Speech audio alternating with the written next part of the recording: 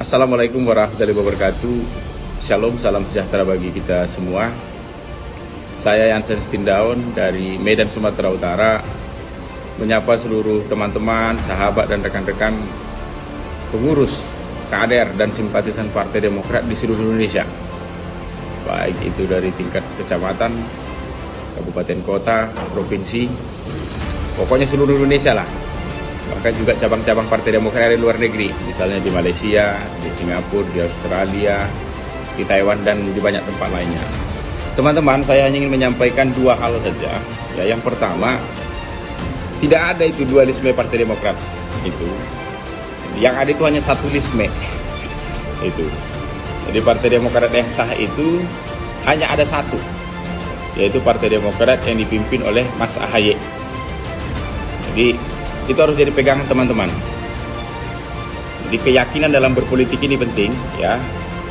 Jadi jangan terpengaruh dengan berita-berita yang ada di media. Jadi Partai Demokrat hanya ada satu.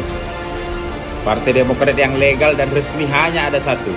Partai Demokrat yang sah hanya ada satu, yaitu Partai Demokrat yang dipimpin oleh Mas AHY. Yang kedua, saya ingin menyampaikan soal pertanyaan teman-teman begitu yang masuk ke saya terkait KLB di Sibolangit kemarin, di Deli Serdang kemarin. Setiap partai, setiap organisasi itu punya aturan main, termasuk kaitannya dengan soal KLB. Itu musyawarah luar biasa, kongres luar biasa, atau persamaannya lah begitu. Dan aturan main itu, ya khususnya partai politik ya, itu negara tahu, Menteri Hukum dan HAM tahu. Karena anggaran dasar, anggaran rumah tangga partai itu ikut juga disahkan, ya, oleh Menteri Hukum dan HAM. Jadi apa yang tertulis di anggaran dasar, anggaran rumah tangga Partai Demokrat? Jelas sekali. Syarat KLB itu ada 3. Jadi yang pertama itu adanya representasi keterwakilan DPC begitu. Kalau untuk KLB itu 50% di Demokrat. Kemudian DPD-nya juga harus hadir. DPD itu adalah pemimpin partai di tingkat provinsi. Kalau itu syaratnya 2/3 plus ya Majelis Tinggi Partai atau MTP. Jadi karena ini KLB begitu dan mereka buat kemarin itu terburu-buru, kan berat itu untuk kemudian memenuhi 3 syarat tadi. Jadi kita buang aja lah soal syarat keterwakilan DPC begitu, karena kan berat sekali tuh. Jadi 50% dari 514 DPC berarti 260-an sekian itu. Bilangannya aja ratusan, berat pasti itu dipenuhi itu. Jadi kita hilangkan aja lah untuk memotret KLB yang di Sibolangit kemarin yang mereka lakukan itu sah apa tidak begitu sesuai anggaran dasar. Kemudian MTP juga kita hilangkan aja. Itu kita hilangkan saja itu. Karena itu juga berat untuk mereka penuhi, dan pernyataan Ketua MTP Pak SB kan sudah jelas itu. Jadi tidak mungkin kemudian ada izin dari Majelis Tinggi Partai. Jadi cukup kita ambil syarat paling ringan, yaitu syarat keterwakilan DPD. DPD itu kan provinsi, sebagaimana saya jelaskan di awal tadi. Provinsi itu kan cuma ada 34 di Indonesia. Tuh. Jadi kalau 2/3-nya itu berarti lebih kurang, coba teman-teman buka kalkulator ya, saya takut salah. Itu 22,6 sekian lah kalau kita itu bulatkan ke atas, maka 23 DPD berarti 23 provinsi berarti. Nah, pertanyaannya kemudian sekarang ya, kalau kita ingin memotret KLB di Sibolangit kemarin, berapa DPD-nya yang hadir di acara itu? Nah, berapa DPD? Bisa saya katakan ya, siang ini tidak ada satupun DPD yang hadir di acara Sibolangit itu. Jadi 34 DPD di seluruh Indonesia ini solid di bawah kepemimpinan Mas AHY. Jadi pakai satu syarat saja ya, KLB mereka itu sudah tidak sah. Dan nggak mungkin itu disahkan oleh Menteri Hukum dan HAM. Orang anggaran dasar, anggaran rumah tangga untuk penyelenggaraan KLB itu Menteri Hukum dan HAM tahu kok, negara tahu kok, mereka ikut mengesahkan kok. Itu. Jadi jangankan menggunakan 3 syarat, satu syarat saja tidak terpenuhi. Itu. Anggaplah misalnya kemarin 514 DPC semua hadir. Tidak ada satu DPD pun hadir. Itu pun nggak sah. Itu.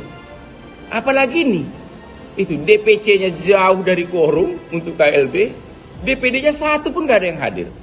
Itu makanya saya mengatakan itu sudah pasti tidak akan disahkan itu oleh Menteri Hukum dan HAM. Dan untuk mengecek ini gampang, nggak susah, nggak rumit.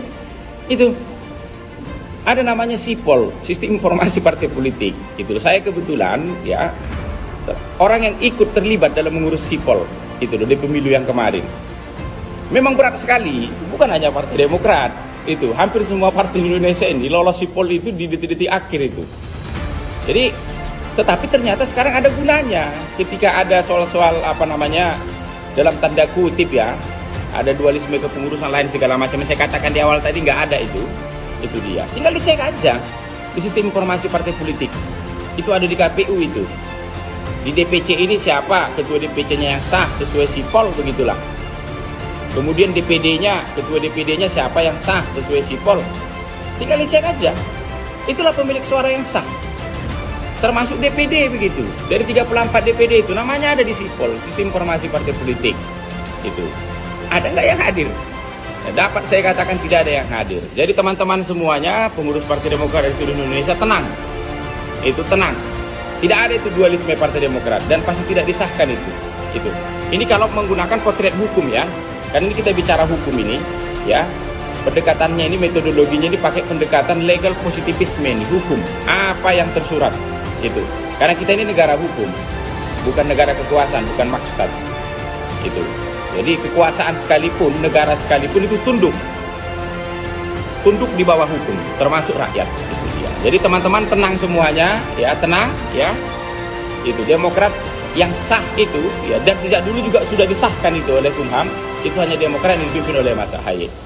Jadi salam dari saya, Sengkin Daun, dari Sumatera Utara, dari Medan Sumatera Utara. Horas, mujuah membantah Gerina. Sehat selalu. Hidup Demokrat, hidup AHY, hidup SBY, hidup seluruh kader-kader Partai Demokrat di Indonesia. Kita solid, satu barisan di bawah komando ya Ketum Mas Ahaye.